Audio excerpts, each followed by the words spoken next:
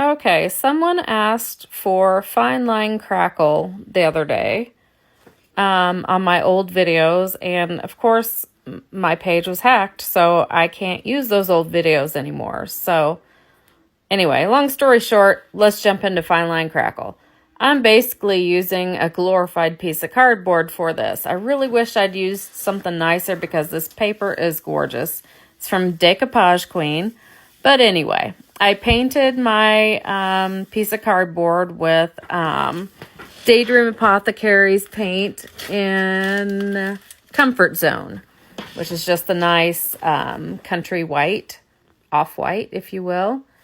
And what you see me doing here is using Pentart's Decoupage Varnish and Glue. And now I'm laying down this beautiful owl paper here. As you can see, it was just a piece laying in my drawer, and I decided to use it for this little project. And as I'm laying it down, I realize it's a little small for the piece I have, which is fine, but I should have ripped it before I laid it down. But anyway, I made it work. So I'm just using my water brush pen to water method it off to give it those jagged edges.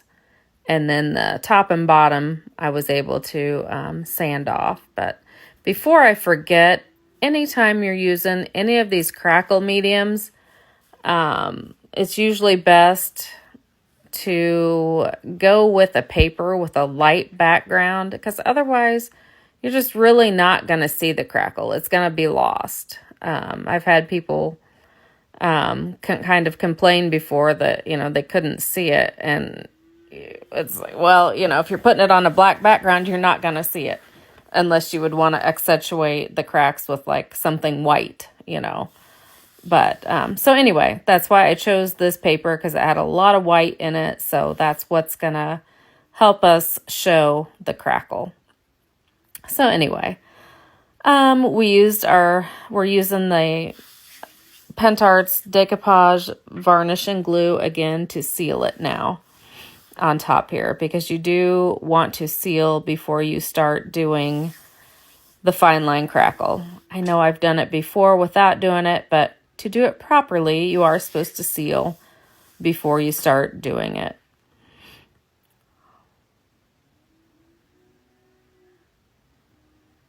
Looks like I could have edited out a little more blow drying.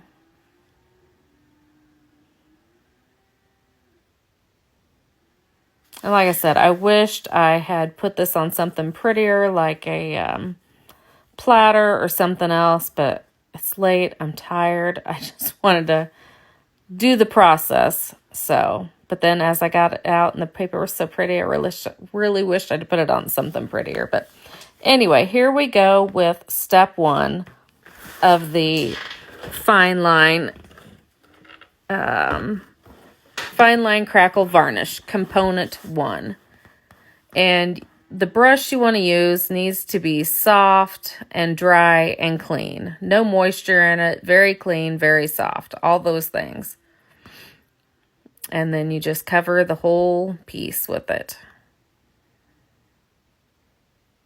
And ideally, they suggest that you let it dry on its own to a certain extent, and then, dry it some at the end with the heat gun, which I don't think I have ever done it that way, just because I don't think I've ever not done it on video. So if you've got that kind of time, that is what they suggest. But I think I'm always, for the sake of time, I've never been able to do it that way. So anyway, that was component 1 of the Fineline Crackle Varnish.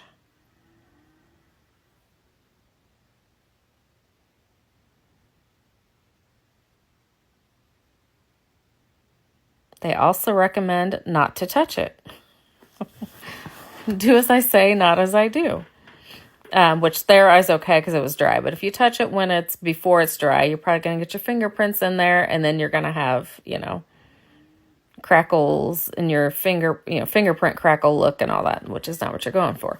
Anyway, this darker color is component number 2 of the Fineline Crackle Varnish. Fineline Crackle Varnish Component 2. Just slathering it on all over, just like we did the first one. It goes on a lot easier. The white step 1 is a lot thicker and stickier. And the same way, same type of brush, needs to be soft, clean, and what is it? Very soft, very clean, very dry. All those things. I don't feel like my brush was as soft as I would have liked it to be. It was okay, but I like it to be very, very soft. But, so anyway, and then same thing. We got to dry it. You can see I got my elbow on the table. I'm very bored. It seems like it takes forever. But anyway, we got to keep drying. And then you can see, there, I'm holding it up. You can see the crackles in there. And I had to put my cheaters on to be able to see. I can see it laying there on the table, though, actually, now, too. So, and actually, once you've got it dry, you want to let it cool down a little bit, you know. Let it get down to room temperature before you start putting on umber paste, which is what I'm doing now. I've just got a little brush, and I'm pushing down the umber paste into the cracks. And then I'm going to take a blue shop towel and just wipe over that. I'm not wiping so hard that I'm wiping it out of those cracks. I'm just wiping it off the top. And there I was just showing you the difference between, you know, what we had accentuated in our cracks and what we hadn't done yet.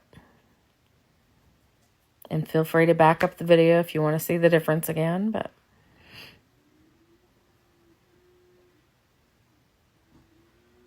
and just keep going and put that, and that is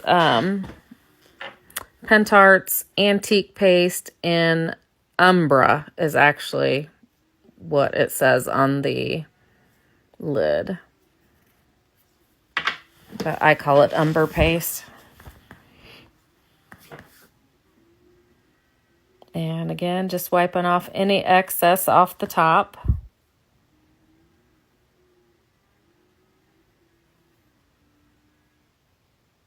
I just love how it turns out. This Fineline Crackle ends up looking like a porcelain crackle to me. And then we have to seal this. Fineline Crackle is the only one that has to be sealed with a solvent-based sealer. And I used Clear Varnish Matte from Pentart. Like I said, it's the only one that has to use a solvent-based sealer that I know of. Any of the other ones, you can just use a water-based sealer. So if I get cut off, thanks for watching. But anyway, this one is matte. We have glossy too. I might be sold out of them now because we've had a sale and everything's been, you know, ransacked and all that. So, but anyway, whoever was asking about the Fineline Crackle tutorial, I hope this is what you were looking for. So like I said, all my other videos are on the other page, and I can't do anything with those. So, oh, it's so pretty.